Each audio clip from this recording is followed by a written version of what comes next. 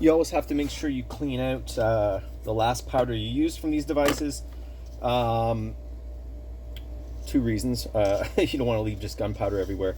But the biggest one is you don't want to mix or forget the different types of powder that you're using. The main difference of the gunpowder is actually its shape. Let me just pull some of this. I got a little tiny bit here. But you can see, maybe you can't see, but this one here, which is a rifle powder, is almost in little tiny rods. Little rods. I don't know if I could find. Oh, here's some. Inevitably, there's all kinds of little pieces of gunpowder lying around. Now, this one here, this is an old pistol powder. It's actually in a disc shape. And the differences in these powders, besides their chemical composition, is their shape.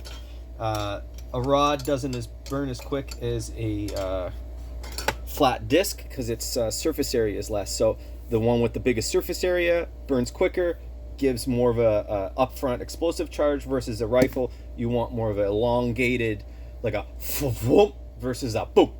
So that's the biggest difference. So going from, if you ever had, case in point, leftover rifle powder, is not as bad going from rifle powder leftover as it is pistol powder, which could easily over exceed the pressure rating of your gun. So, but you should clean up your gunpowder and put it away after you use it, so you don't run into any of these problems, because mixing gunpowder could be disastrous and could be deadly. So now all of the cases have been charged with powder, and you should do a visual check. So you just look in, and you can see all of those very quickly have the equal amount of powder. If it was double charged, in this case with this round, it would be falling out of it and it would be totally full. And obviously if you missed a charge, which sometimes happens in more of an automated system, you then get a squib, which is really dangerous because the primer has enough force to just barely kick the bullet into the barrel, and then you could have a situation where you have two bullets trying to get it at the same time. So always verify that you have gunpowder in all of the rounds. The next step is consult the Bible of reloading. So we know we've got the IMR 4227. We didn't start with 32 grains. We went with 30. I have done some, like, this plus sign here. Here's a max load that is being compressed whenever it has the plus sign. So you want to stay away from that. So we've got 30 grains starting, so it's going to be safe. We've got the 240 grain jacketed hollow point, which are these beasts, and you should always use fully jacketed bullets. I mean, I see some people using lead and getting lead fouled bullets, but I would always suggest using jacketed ones. So here's this one. It even tells you the jacketed bullets used. In this case, it's Hornady X Mag XTP, which is, what that is. Great bullets. And the other next thing you need to know is the overall length, the OAL. So it should end up at approximately 1.745 inches, and obviously never exceeding this dimension here, 1.770, that's listed in the diagram here. I have a very handy no-go gauge, which is super fast for who makes this shooter's box for 454 Casull. I'll show you after how that works. But so always check using the right bullet, using the right dimensions. There's all kinds of other bullets you can use, but this is the one I particularly have. It's a hefty bullet. 240 grains being shot at 1,600 feet per second with this particular powder. I mean, that's some serious power behind that one. All right, so we're on the last die here. This one needed to be adjusted a little bit. I did the first bullet, and the seating was a little bit deep. You want to be able to see a little bit of that knurl. So the seating was a little deep. Let me just check the OAL on it. 1.730.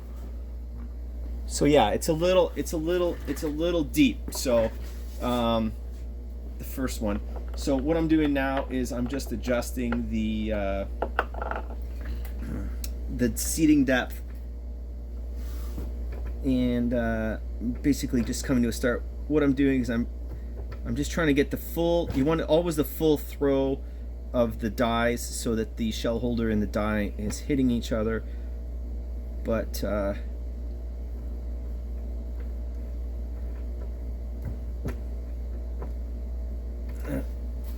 me just check here.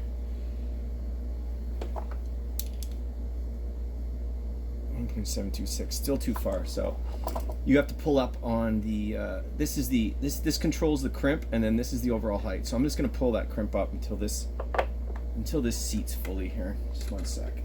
These are the kind of adjustments you gotta do sometimes.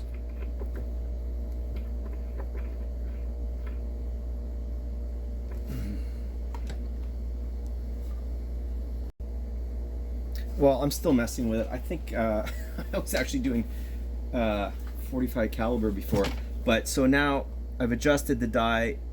You can just see the knurl there, right there. So I'm adjusting that. It still has to be a little more depth, not too much. I mean, you're talking like such a minute. Let me see. Yeah, see, now that's, so you could just see a little of the knurl left. Okay, so that's good. So let's lock that down. And now we want to make sure that it's crimped right. So let's just adjust the crimp a little bit. And one good way to tell if it's crimped, how can I explain it? But you roll your finger through it, and this last stage on this die, it forces this into the knurl, and you don't want it. You don't want a very sharp edge there. I know it feels touchy-feely, but it's just the way. It's just the way it is. You gotta. Yeah, there we go. Getting there.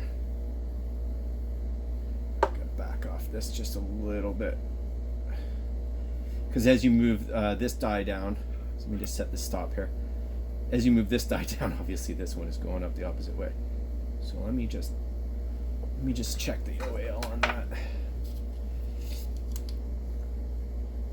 1.736 and should be 1.745. Okay, so it's a little under, but this go no go gauge. So basically, if it slides in there like that, and your primer's flush, and most importantly, the bullet does not stick out the front, it's good to go.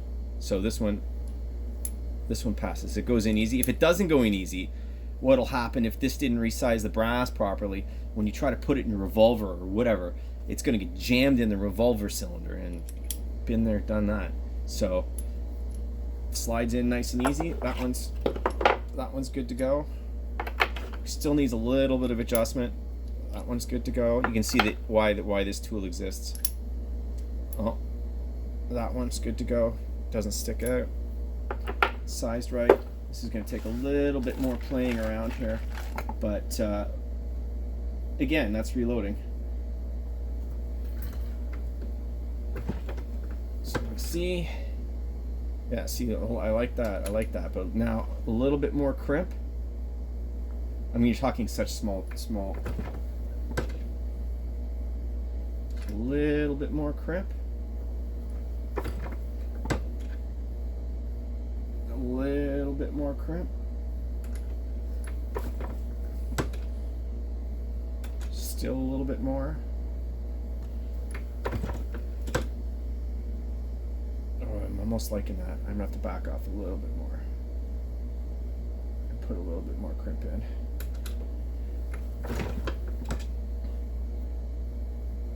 Oh, that's getting super nice. But once you get this set, unfortunately, last time I used this, I was doing 45 caliber, which is basically it's exactly the same as this, except it's longer. And once you change the length,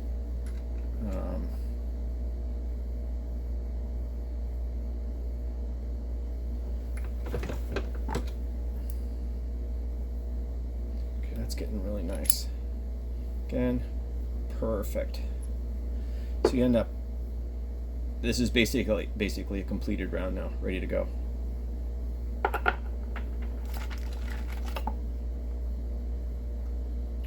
If you're going to do a lot of these though, very nice. Okay, I think we need a little bit more crimp. Now you say, well, why didn't you lock it down from the last time? Well, like I said, I was doing 45 caliber with it, so I'm alternating between. This is basically the last step that's affected, and it's always the crimp that's always very finagly. A little bit more crimp. Oh, there we go. A little tiny bit more bullet depth. So this top one controls your bullet depth, and oh shit, well, that's not good. Just spun it too much. We're gonna see in a second here. Fuck, too much. And the bottom one controls your crimp. 1735. Well, it looks like it's settling in at 1735 on the knurl, so. But this is basically what you do with every kind of straight-walled caliber. And I'm going to say that straight-walled because once you get into neck calibers, neck calibers on this kind of machine are a little bit more pain in the ass to do. All of the neck calibers you have to use case lube. Otherwise, what happens when you put these through the dies? There's so much. These are 30-06 dies here.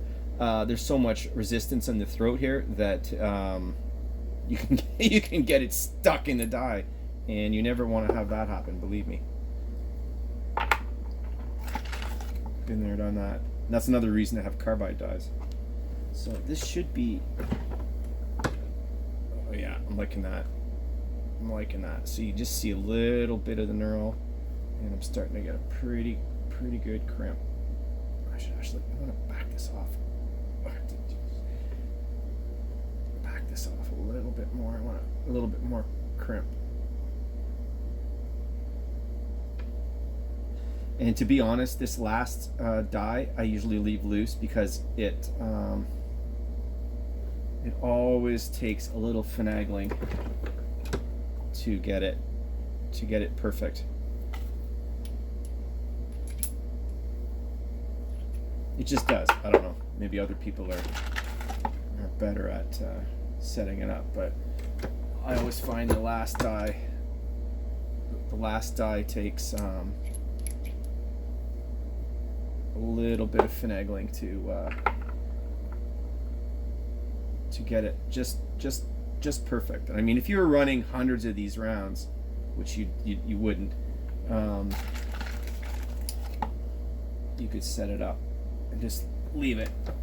Now the other system, the progressive system there, the Dillon, I do leave just set up all the time. Exactly the same. So you're not adjusting. I'm only doing 38 special. I'm not running the 357 through it. So all the heights and everything are all the same, perfect, all the time. So getting a half decent crimp on there. So. Now, if you mess up a bullet, you have this tool here. It seems insane, but you put the bullet in here, and then you pound the living crap out of it, and it basically takes with inertia, knocks the bullet out and all the powder and everything. It seems crazy to me, but that's the tool you use.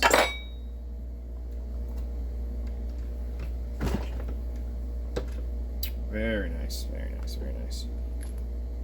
Perfect. And you never want to exceed this dimension here. So that would be, if that's sticking out for some reason, you haven't seated the bullet enough, and you get into some serious headspace issues. And in the case of a revolver, when you put this in the cylinder and try to close it, it won't close. So, which would look pretty silly, wouldn't it?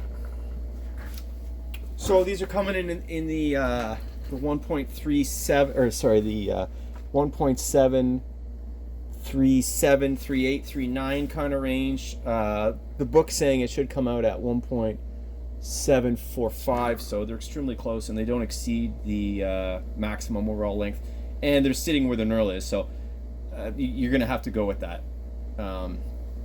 They're gonna be great.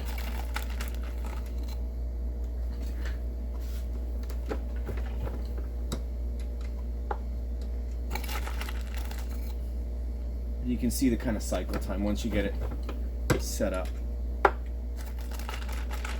for the last stage, which is putting the bullet in and seating it and crimping it.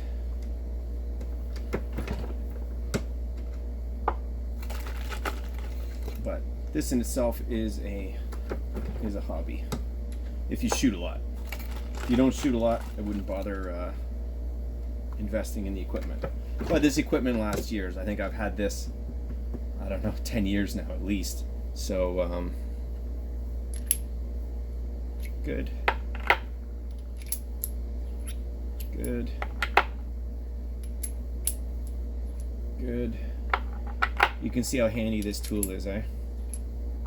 And again, if you're going to be doing a lot of this, I have one for 9mm too, which is a vastly smaller. So here's the 9mm one, a go no go gauge, very handy. So there we go. You have your bright shiny new 450 Casull rounds all ready to go for the range. So that was 20 in about 15 minutes. I mean, really, it's the setup. Once you get everything set up, you should just do a lot of them. You know, have the setup ready to go. Anyways, hope you liked the video. I'm gonna do one on necked rounds, and also I'm gonna do one later on this magnificent machine here, the Dillon 650 XL, fully progressive system. Basically, every crank pull, hand pull, it outputs a bullet. It's a super cool machine. Anyways, thanks.